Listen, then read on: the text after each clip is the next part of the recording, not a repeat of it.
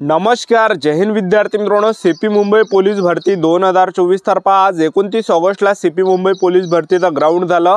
तर आज भरती कशा प्रकारे झाली आणि 150 पैकी मुलांना या ठिकाणी किती मार्क्स या ठिकाणी पडत आहे आणि 150 पैकी किती मुलं या ठिकाणी रनिंग मध्ये कटत आहे आणि किती मुलं या ठिकाणी 1600 मीटर रनिंग या ठिकाणी विद्यार्थी मित्रांनो मारत आहे आणि ग्राउंड जे विद्यार्थी मित्रांनो पावसामध्ये ग्राउंडची काय प्रोसेस आहे, त्या ठिकाणी पाऊस वगैरे असल्यावर ग्राउंड होत आहे की नाही होत आहे याबद्दल सुद्धा आपण या ठिकाणी बोलणार आहे।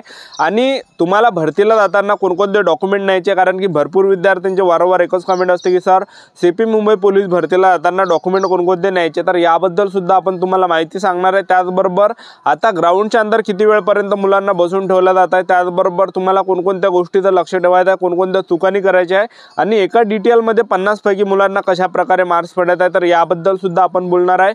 आणि ग्राउंडच्या अंदर मुलं कोणकोणत्या चुका करत आहे, कोणकोणत्या गोष्टीचं लक्ष ठेवायचं आहे, तर संपूर्ण माहिती तुम्हाला सांगणार आहे की आज 29 ऑगस्टला सीपी मुंबई पोलीस भरती कशा प्रकारे झाली याबद्दल। तर आजचा व्हिडिओ खूप महत्त्वाचा होणार आहे, व्हिडिओ शेवटपर्यंत बघा आणि व्हिडिओला आताच लाईक करा। नमस्कार विद्यार्थी मित्रांनो, माझी नोकरी कॉर्नर यूट्यूब चॅनलवर मी गोपाल अनखळे तुमचं सर्वांचं सहर्ष स्वागत करतो। तर मित्रांनो, व्हिडिओचा थंबनेल बघून तुमच्या लक्षात आलं असेल की आपला व्हिडिओ कोणत्या टॉपिकवर होणार आहे। व्हिडिओ सुरू करण्याच्या आधी आपल्या यूट्यूब चॅनलला सबस्क्राइब करा, जेणेकरून प्रत्येक भरतीचे अपडेट तुमच्यापर्यंत सर्वात आधी पोहोचेल आणि जास्त करून सीपी मुंबई पोलीस भरतीच्या रिलेटेड जास्त व्हिडिओ आपल्या चॅनलवर अपलोड करत असतो। तर सकाळी या ठिकाणी 5 वाजताची बॅच आहे, सकाळी 7ची बॅच आहे, सकाळी 9ची बॅच आहे, त्यानंतर 11ची, त्यानंतर 2 वाजताची आहे। ठीक आहे, तर तुमचा रिपोर्टिंग टाइम सकाळी 7चा असेल, त्याचबरोबर 9चा असेल, 11चा असेल, 2चा असेल, तर तुम्हाला जे विद्यार्थी मित्रांनो सकाळी 5च्या टाइममध्ये त्या ठिकाणी जायचं नाही, कारण की तुम्ही जर सकाळी 5च्या टाइममध्ये त्या ठिकाणी गेले तर पोलीसवाले तुम्हाला हाकलणार आहे आणि ते तुम्हाला एकच सांगणार आहे की तुमच्या रिपोर्टिंग टाइमवर तुम्ही या। ठीक आहे, तर तुम्हाला जे विद्यार्थी मित्रांनो तुम्हाला सांगतो, जे मुलं सकाळी लवकर ग्राउंडच्या अंदर जात आहे, जे म्हणजे एकदम 5 वाजता जे अंदर जात आहे, तर त्यांचं ग्राउंड या ठिकाणी लवकर होता, म्हणजे 8 वाजेपर्यंत त्यांचं ग्राउंड होत आहे। जे मुलं जेवढ्या लवकर या ठिकाणी ग्राउंडच्या अंदर जात आहे त्यांचं तेवढ्या लवकर या ठिकाणी ग्राउंड होत आहे। ठीक आहे, आणि तुम्ही जेवढे लेट जाणार आहे तेवढे लेट तुमचं या ठिकाणी ग्राउंड जाणार आहे। ठीक आहे, आणि आता तुम्ही समजा तुमचा रिपोर्टिंग टाइम सकाळी 9चा असेल, 11चा असेल किंवा 7चा असेल आणि तुम्ही सकाळी 6 ते 7 वाजता जर ग्राउंडच्या अंदर गेले तर 12-1 वाजेपर्यंत तुमचं या ठिकाणी ग्राउंड होणार आहे आणि तुम्ही बाहेर सुद्धा या ठिकाणी येणार आहे। ठीक आहे, तर एवढ्या वेळपर्यंत मुलांना बसून ठेवलं जात आहे, म्हणजे त्या ठिकाणी 6 घंट्याच्या वरती मुलांना बसून ठेवलं जात आहे त्या ठिकाणी। ठीक आहे, प्रत्येक मुलांना। ठीक आहे, तर आज जे विद्यार्थी मित्रांनो सर्वात आता तुम्हाला कोणत्या रांगेमध्ये लागायचं ते तुम्हाला सांगून देतो। तुमचा जर समजा रिपोर्टिंग टाइम सकाळी 7चा असेल, त्याचबरोबर 9चा असेल, 11चा असेल, 2चा असेल, तर तुम्ही सकाळी 6 ते 7 वाजता तुम्ही रांगेमध्ये त्या ठिकाणी लागण्याचा प्रयत्न करा, जेणेकरून तुमचं ग्राउंड लवकर होणार आहे, कारण की ह्या सर्व बॅचेस ज्या विद्यार्थी मित्रांनो मिक्स असते त्यावेळेस। ठीक आहे, आणि आज सर्वात अगोदर गेटच्या अंदर मुलांना घेतला आणि गेटच्या अंदर घ्यायच्या वेळेस फक्त त्या ठिकाणी हॉल तिकीट ते चेक करत आहे। हॉल तिकीट तुम्हाला वरतं ठेवायचं आहे, त्याचबरोबर तुम्हाला आधार कार्ड वरतं ठेवायचं आणि 2 फोटो ठेवायचे। ठीक आहे, तर हे हॉल तिकीट वगैरे हॉल तिकीट वरूनच विद्यार्थ्यांना त्या ठिकाणी गेटच्या अंदर एंट्री दिला जात आहे आणि गेटच्या अंदर एंट्री दिल्यानंतर त्या ठिकाणी मुलांना बसून ठेवला जात आहे। ठीक आहे, आणि तुम्हाला सांगतो त्या ठिकाणी ग्राउंड कशा प्रकारे होतं, जर समजा पाऊस वगैरे असलं तर पाऊस जरी असेल तरी सुद्धा ग्राउंड त्या ठिकाणी होत आहे। ठीक आहे, 1600 मीटर रनिंगला ग्राउंड पाऊस वगैरे चालू झाला तरी सुद्धा ज्या विद्यार्थी मित्रांनो त्या ठिकाणी ग्राउंड होत आहे। ठीक आहे, आणि त्या ठिकाणी जर पाऊस वगैरे असेल तर तुम्ही छत्री वगैरे त्या ठिकाणी रेनकोट वगैरे तुम्ही नाही, कारण की कसं आहे त्या ठिकाणी कुठंही जे विद्यार्थी मित्रांनो पाण्यामध्ये सुद्धा उभा मुलांना राहावं लागत आहे। ठीक आहे, एवढा त्या ठिकाणी मुलांचा अखात होत आहे त्या ठिकाणी, तर ह्या गोष्टीचं लक्ष ठेवा। तुमच्या दिवशी जर समजा पाऊस वगैरे येत असेल तर छत्री तुम्ही सोबत न्यास नाही त्या ठिकाणी, कारण की तुमचे जे विद्यार्थी मित्रांनो बॅग वगैरे त्या ठिकाणी ओलवणार आहे, कारण की समोर सुद्धा ते म्हणजे उभंच ठेवते मुलांना प्रोसेसिंगसाठी। ठीक आहे, तर आज सर्वात अगोदर मुलांना गेटच्या अंदर घेतला आणि त्या ठिकाणी मुलांना काही सूचना दिल्या की तुमच्या बॅगेमध्ये काय असेल तर काढून घ्या, कारण की समोर चेक होणार आहे। आणि हे झाल्यानंतर त्यांनी एक सांगितलं की आपला आधार कार्डचा जो नंबर आहे हा हॉल तिकीटच्या वरती ठेवायचा आहे।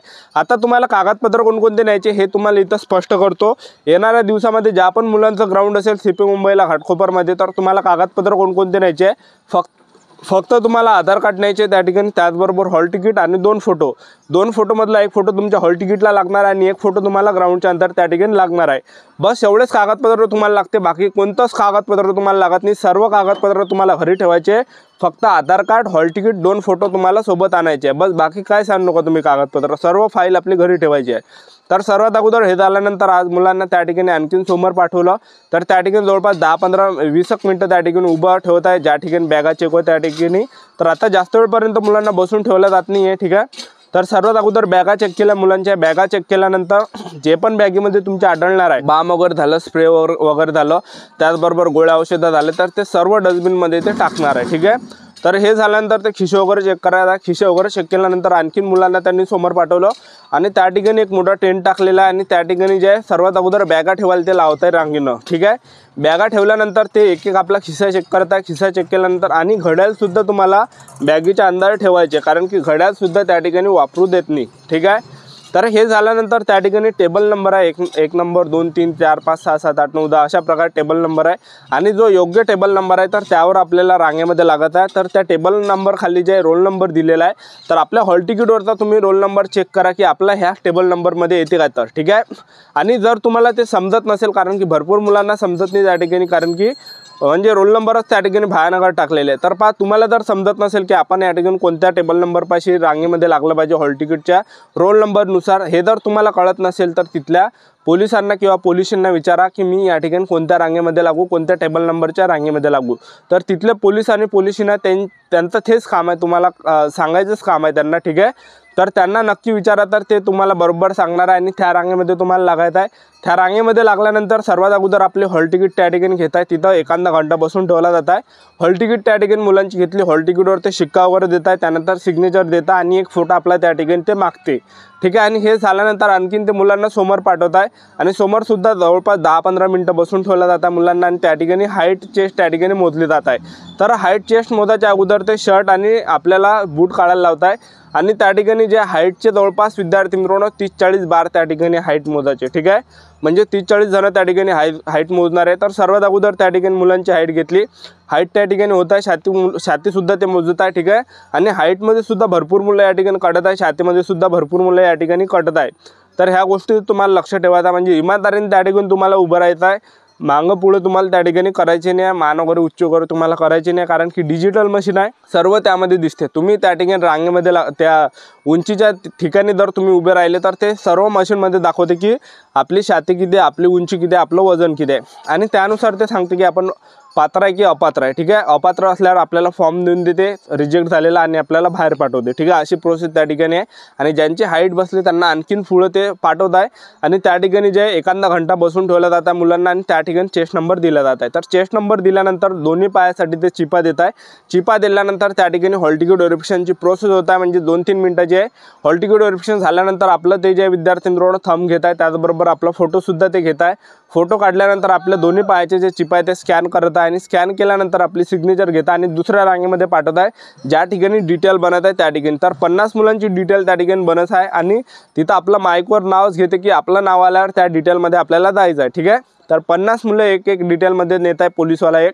तर सर्वात पहिला जो आज इव्हेंट झाला तो होता 100 मीटर. तर 100 मीटरला 4 मुले ते सोडत आहे.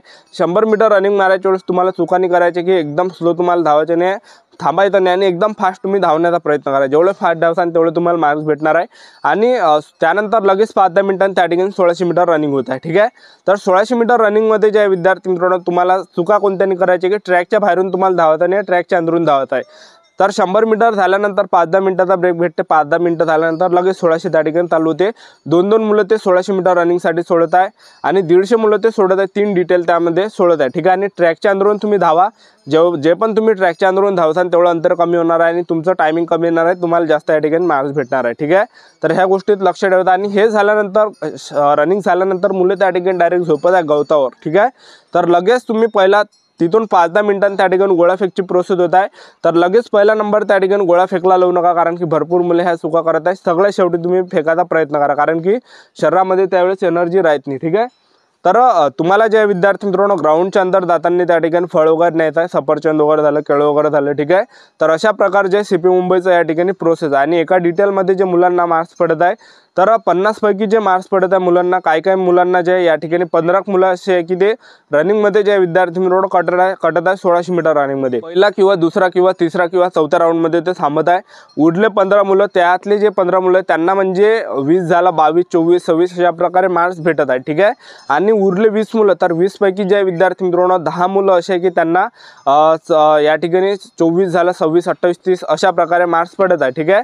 आणि उरले त्यामधले 5 मुलं त्यांना 32 33, 34, 36, 38 अशा प्रकारे मार्क्स पडत आहे आणि उरले 3-4 मुलं तर त्यांना 40, 41, 43 पर्यंत या ठिकाणी मार्क्स पडत आहे। अशा प्रकारे डिटेलमध्ये मार्क्स पडत आहे आणि 150 पैकी जर आपण बघितलं तर 150 पैकी जवळपास विद्यार्थी मित्रांनो 50, 60, 70 मुलं या ठिकाणी रनिंगमध्ये थांबत आहे। ठीक आहे, म्हणजे अर्धे मुलं या ठिकाणी थांबत आहे 1600 मीटर रनिंगच्या वेळेस पहिल्या, दुसऱ्या, तिसऱ्या, चौथ्या राऊंडला। ठीक आहे, म्हणजे 150 पैकी जवळपास 17 मुलं त्या ठिकाणी रनिंग मारत आहे 4 राऊंड। ठीक आहे, बाकी अंदरच बसून जाते त्यातले अर्धे मुलं। ठीक आहे, तर अशा प्रकारे जे विद्यार्थी मित्रांनो आज 29 ऑगस्टला CP मुंबईचं ग्राउंड झालं। तर ही होती संपूर्ण महत्त्वाची माहिती। आपलं YouTube चॅनल सबस्क्राईब करून ठेवा, वेळोवेळी अपडेट तुम्हाला देत राहणार आहे। आजच्यासाठी इथंच थांबतो, भेटूया नेक्स्ट व्हिडिओमध्ये। जय हिंद, जय भारत।